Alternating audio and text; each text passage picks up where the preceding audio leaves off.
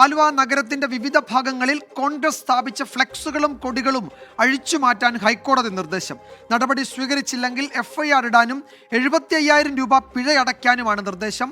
Aluva municipal സെക്രട്ടറിക്കാണ് കോടതി നിർദ്ദേശം നൽകിയത്.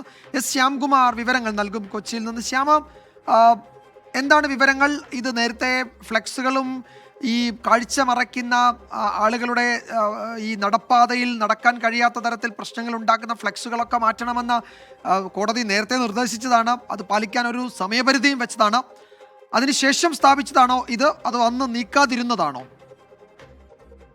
വിജയകുമാർ, ഇന്ന് ആലുവയിലൂടെ യാത്ര ചെയ്യുമ്പോഴാണ് ജസ്റ്റിസ് ദേവൻ രാമേന്ദ്രൻ നഗരത്തിന്റെ ഹൃദയഭാഗത്ത് തന്നെ സ്ഥാപിച്ച നിരവധി ഫ്ലെക്സുകളും കൊടിതോരണങ്ങളും കണ്ടത്.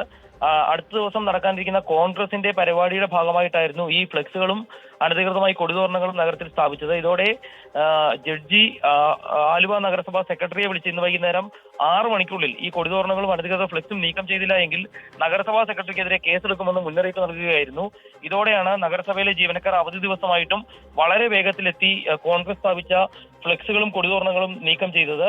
ഇത്തരത്തിൽ അനധികൃതമായി കൊടിതോരണങ്ങളും ഫ്ലെക്സുകളും സ്ഥാപിച്ചവർക്കെതിരെ FIR രജിസ്റ്റർ ചെയ്യാനും 75,000 രൂപ പിഴ ഈടാക്കാനും നിർദ്ദേശിച്ചാണ് ജഡ്ജി മടങ്ങിയത്. ഏതായാലും അടുത്ത ദിവസം ഈ കേസ് പരിഗണിക്കുമ്പോൾ ആലുവയിൽ അദ്ദേഹം നേരിട്ട് കണ്ട ഈ കാര്യം കൂടി കേസിന്റെ ഭാഗമായി പരാമർശ വിധേയമാകുന്ന കാര്യം ഉറപ്പാണ്. വിജയകുമാർ, യെസ്, നടപടി സ്വീകരിച്ചില്ലെങ്കിൽ FIR രജിസ്റ്റർ ചെയ്യണം, പിഴ ചുമത്തണം. അത്തരം നിർദ്ദേശങ്ങളാണ് ഇപ്പോൾ കോടതി നൽകിയിരിക്കുന്നത്. അതിൽ കർശനമായ നടപടി ഇന്ന് വൈകിട്ട് 6 മണി എന്നതായിരുന്നു കോടതി മുന്നോട്ട് വെച്ച സമയപരിധി.